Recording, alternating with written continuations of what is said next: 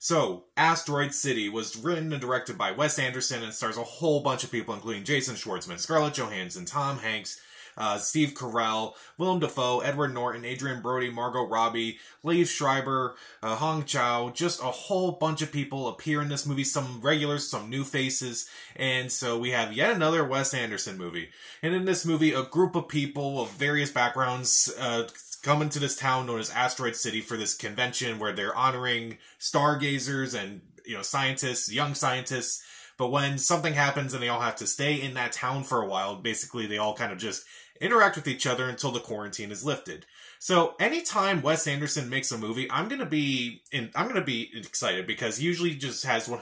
He's one of those directors, in my opinion, that he's kind of cultivated his own style. He's definitely has a very unique style that's very ridiculous. It's a little over the top. It's definitely a lot different than a lot of directors out there. And I do think that anytime he does a movie, I do get excited because it's just something that's so different each time. And as far as the trailers go for this movie, I thought they were okay. They didn't really blow me away by any means, but it's like, I'm still excited because the cast sounded great. Again, all those people that I mentioned and some that I haven't even mentioned yet. But as I was watching this movie, part of me really enjoyed it. The other part of me, not so much. There are really good things in this movie, but honestly, this is not one of my favorite Wes Anderson movies, unfortunately.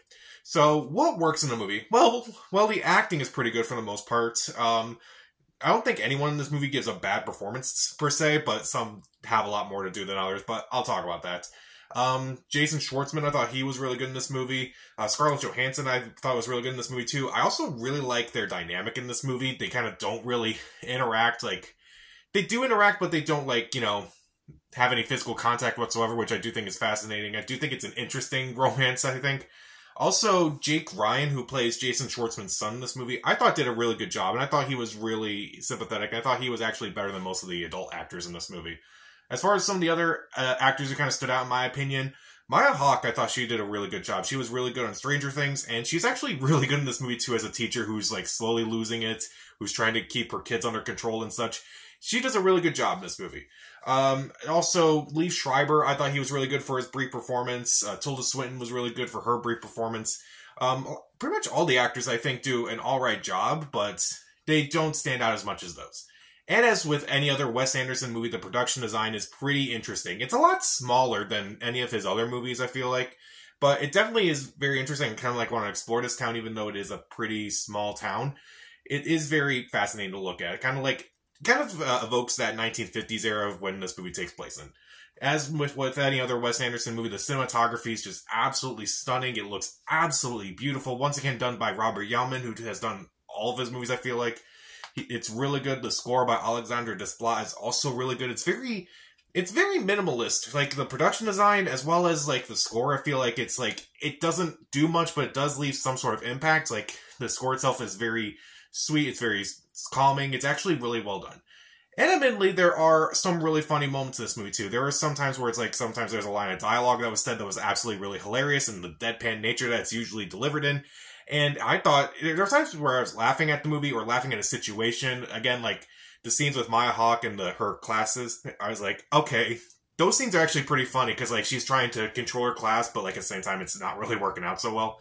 And I do think there are a lot of interesting topics that they talk about in this movie, how how their beliefs kind of dictate their lives, and how we kind of experience other ways of beliefs and such.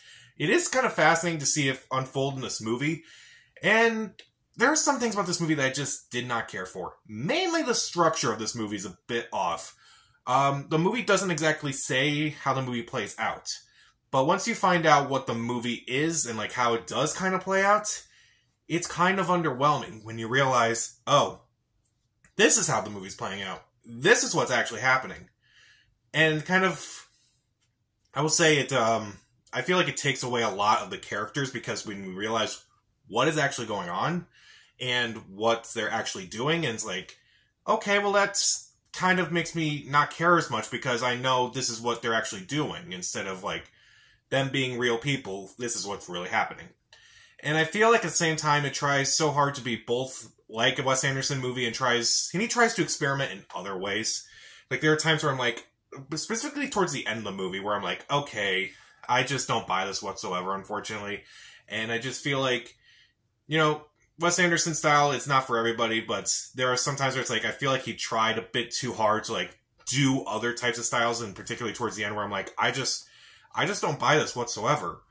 Also, I feel like there's way too many characters and way too many storylines that are going on that are just incredibly underdeveloped.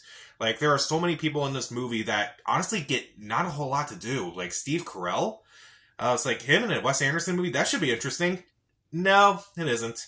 Willem Dafoe, anytime he pops up in a movie, it should be fascinating. No, not in this one. Hong Chow, barely in this movie. Margot Robbie, barely in this movie. It's definitely one of those ones where it's like, it felt like all these actors kind of wanted just the opportunity to work with Wes Anderson, and I think he has earned that right to, like, do any movie he wants and, like, kind of work with as many people as he wants. But at the same time, it's like, it's just becoming, like, a trend of his movies, like French Dispatch, which I thought was pretty good, but at the same time, it felt too much like Wes Anderson overload, where it's like, you have all these characters and you have all these different styles, and while it was definitely entertaining, there were definitely some moments where I'm like, okay, you're just really pushing it, Wes Anderson. And here, he tries to push himself in a completely different direction as well.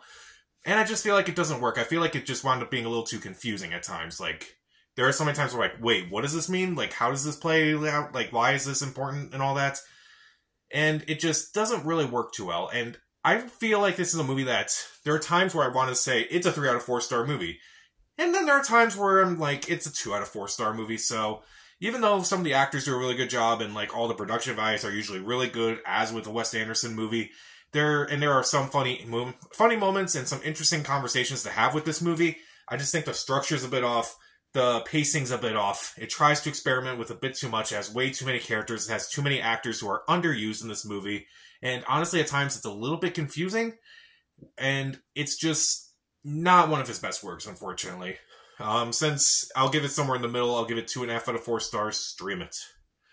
So, what's your favorite movie by Wes Anderson? He's done a bunch of them. Comment down below. Subscribe to the channel. This is Pat. Stay safe.